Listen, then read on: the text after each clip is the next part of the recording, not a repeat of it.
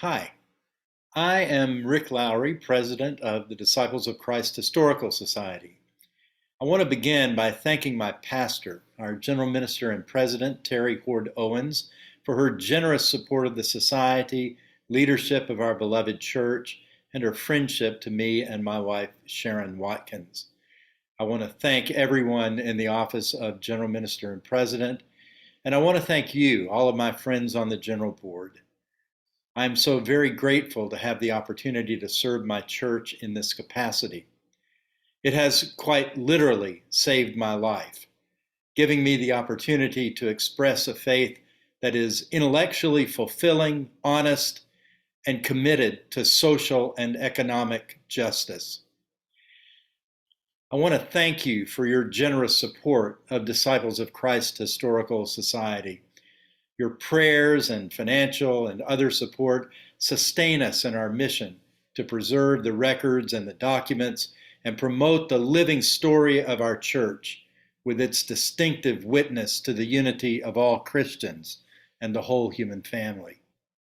In addition to our ongoing work of receiving and processing papers and important records from pastors, congregations, regions, and general ministries of the church, we've worked on several important new initiatives this year. A major gift from our friend Dr. Edmund Short has helped us with our plan to digitize more of our catalog and portions of the collection. We're using that gift for equipment, salary support, and a consultant from a consortium of archival and library resource sharing and support that we have joined. We have a site visit in January and hope to act on their recommendations to help us with our long-term project of digitizing more of our archive. We're hoping to act on those recommendations this year. We launched the Journal of Discipliana, an online open access peer-reviewed journal for original scholarship of issues in disciples and Stone-Campbell history and ongoing life. Under the leadership of our general editor, Dr. Mark Toulouse, our managing editor, Jim McMillan, and literally an international editorial board of distinguished scholars from all three major streams of the Stone-Campbell movement, we have published a number of original scholarly articles and book reviews this year, with others on the way. You can access this and other important research materials, including journals, newsletters, and periodicals of our movement from the 19th century to the present, with a special focus on African American traditions, and we're adding Hispanic, Latinx, and Asian American and Pacific Island traditions as well.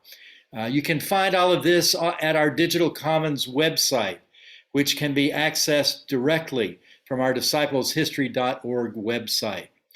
We are at around 6,000 downloads from around the world since the site went live in January, and that number is climbing daily. We continue to add articles and book reviews as they are approved by our editorial board.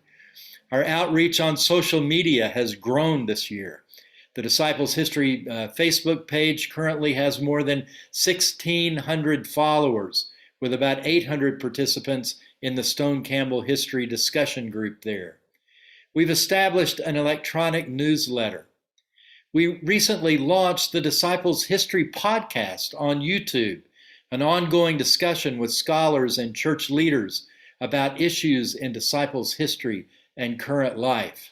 You can access that on our website. On March 18th and 19th, and I'm particularly excited about this, DCHS is sponsoring the Kirkpatrick Conference, Visions of Wholeness, Systemic Racism, Anti-Racism, and Reconciliation in Our Shared History and Tradition at Phillips Theological Seminary in Tulsa, Oklahoma. This academic teaching conference will feature papers and conversations with leading scholars of Disciples and Stone-Campbell history and other church leaders. We'll take a close look at how systemic racism and resistance to it has had an impact on our history and on particular communities among us: Indigenous, African American, Asian American, Pacific Islander, and Hispanic Latinx. We'll focus on telling stories of historically underrepresented groups in our church.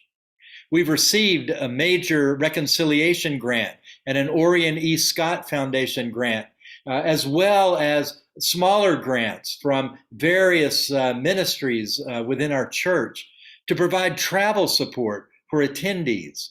We'll also live stream the conference and post videos of the papers and panels for educational purposes, and we'll post that on a dedicated website so they can be available for further discussion in congregations and regions throughout the United States and Canada. You can find more information about both the travel grants and the specifics of the conference on our Disciples History website.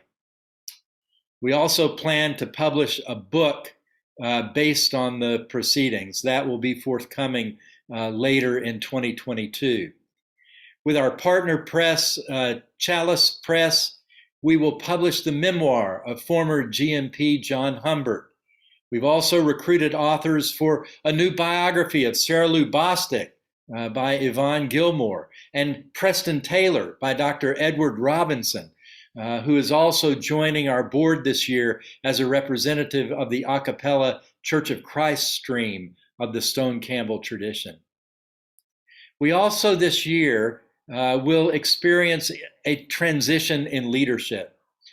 At the September board meeting, I announced my intention to retire in 2022.